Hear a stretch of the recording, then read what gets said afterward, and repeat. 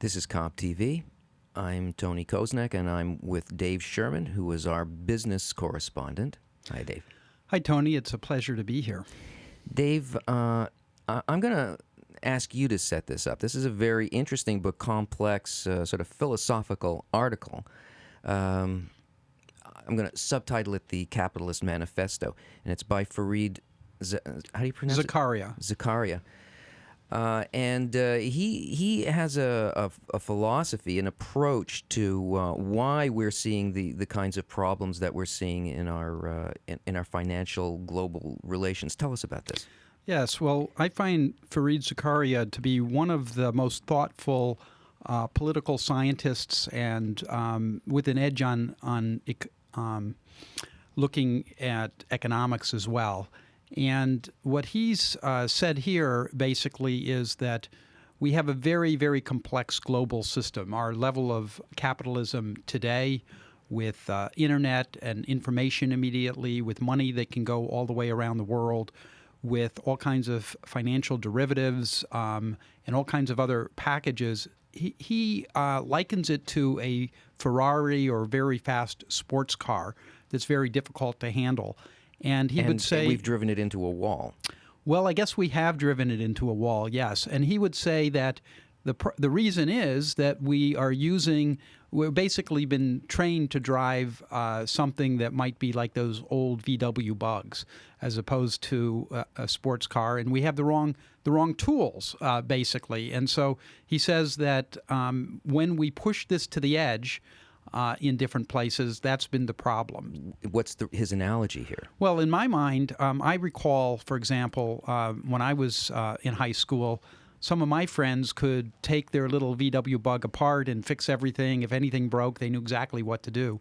And now your sports cars, you need very skilled mechanics that know everything about it. And that's sort of the same here. In fact, the smartest brains that thought that they were building financial derivatives that were insurance against risk discovered that they weren't actually insuring against the risk they thought. It was so complex that the tools we built weren't actually doing what we thought they were doing. And this was the smartest brains that were sort of figuring this out. Well, maybe we also have a problem about who we think is actually driving the car. I mean, we do have a global economy, and it's like everybody, you've got this one sort of bucket seat, and you got a stick shift, and everybody has to sit in that driver's seat and drive the car at the same time. So what kind of tools is he saying that we need?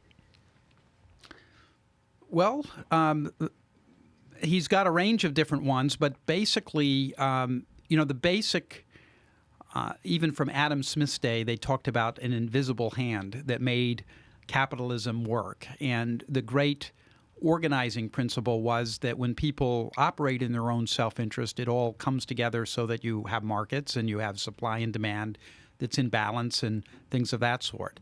In the global economy, each country can set its own rules, and as they work at things based on the old way of doing things, there's often unintended consequences. So there needs to be a better understanding of this the new vehicle, so that you set the rules up for that vehicle. Okay, well, so I'm having trouble following the analogy of the car. It sounds to me more like an analogy of a body. If each individual organ in a body got to make rules concerning the inflow and the outflow of necessary fluids that keep people alive, say the circulatory system, they'd say, well, you know what? When the blood passes through the kidney here, I'm just going to hold on to it a little bit longer, and I'm going to make you have to bring in a few extra proteins and stuff in order for me to allow it to pass through, and I'm just going to wait until that situation happens. But there's an emergency in some other organ there. So how? To me, that's the kind of condition that we're in now. That the countries themselves, like we think in a very separated way, even though we have been thrust into a very connected situation. Mm-hmm. That's true. I mean, and that is part of this issue, I guess you could say. If you just look at American politics, it's pretty clear that a lot of folks feel that the U.S. should only do things that are in our own self-interest. But is that possible? And others say, well, we should be doing things that are in a broader self-interest for the world. And it's a good question, because if we do something in our own self-interest that's against others, are we in fact shooting ourselves in the foot? Well, I think it's clear we can't go that way. So the question is, are we capable of? Do we have a way of approaching doing things in a broader? Did you say a broader self-interest? It could be a broader self-interest. You could, I mean, because that's an interesting way of putting it. Because yeah. the broader interest, unless we see it as a self-interest, we're not going to take into account those other things. It's interesting as I look at my my business career. There was a time in the mid '80s, late '80s, where customer service started to become a popular thing. Before that time, we like to say, well, you can have something that's low cost or high quality. You can't really get both. So there's a trade-off. And then they started to say, you know what? If we actually treat our customers better, our customers will like us more, they'll be more loyal, and that'll actually be cheaper for us. So it's in our self-interest to look out for the customer's interest. And so that's like a broader self-interest than just saying I'm only looking after myself. So there could be that on the global side as well. I think that's quite true. Is he saying that that we don't have tools, but based on our knowledge and what we know about how things work, that we will develop these tools? And if so, what are those tools that he's suggesting need be developed?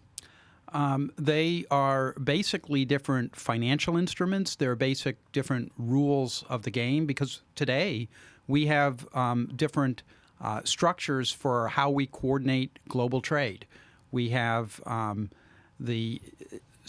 and then even if you take in North America, we have a NAFTA agreement for North American free trade. So we have a whole set of world courts and the like, and we do the same on the financial level. And what he's basically saying is that most of this has been written, and it's the mechanisms around it are ones that don't deal with today's complex and fast-moving economy. Yeah, well, he's a political scientist, and I would, when you look at people's reactions I know two countries. I know Canada well, and I know the United States.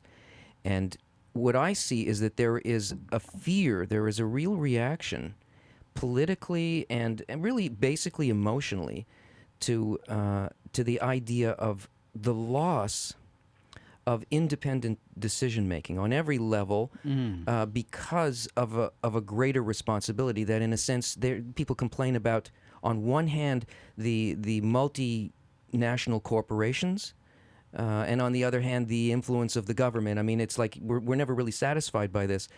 But the imposition of institutional changes across the globe brings a lot of paranoia within people on the political level, because they're not like those institutions. Right.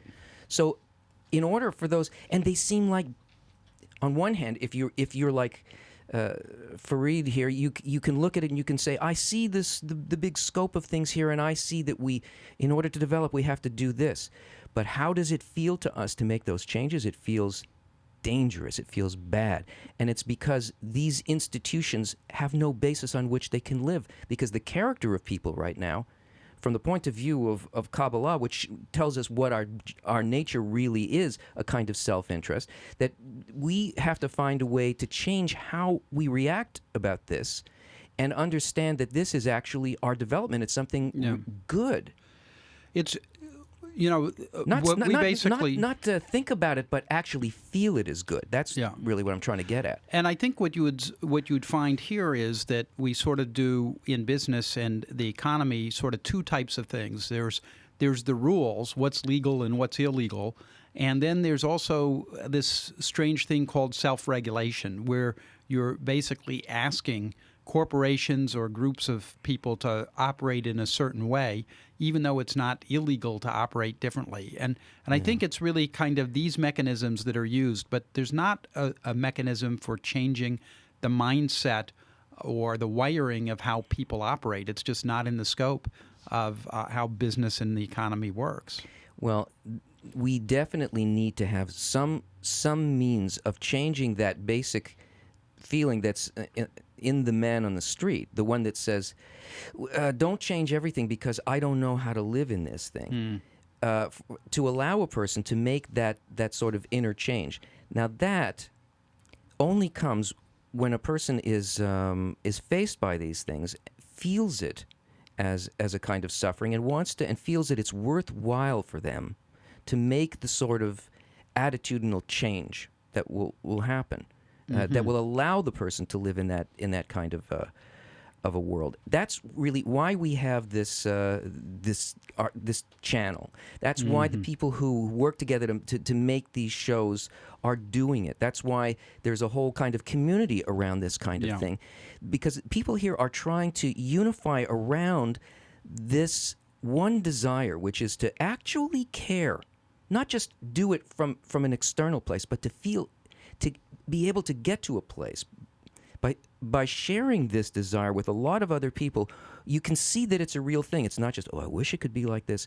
But you see people making the effort, studying a method that actually shows a person how to achieve this thing. Because this thing that we're trying to do and that he's speaking about, you can't build it on top of how we are. There's this principle in nature called love your friend as yourself, as yourself. That means that you have to feel others that way. And the only thing that this whole method of Kabbalah, and this is called the Kabbalah, Kab TV, right. What that is about is it teaches a person how to actually achieve that, how to actually feel it. From that, when that happens, or when it even just begins to dawn within a group of people, then these sorts of institutions become a natural outgrowth of a changed inner aspect of a person.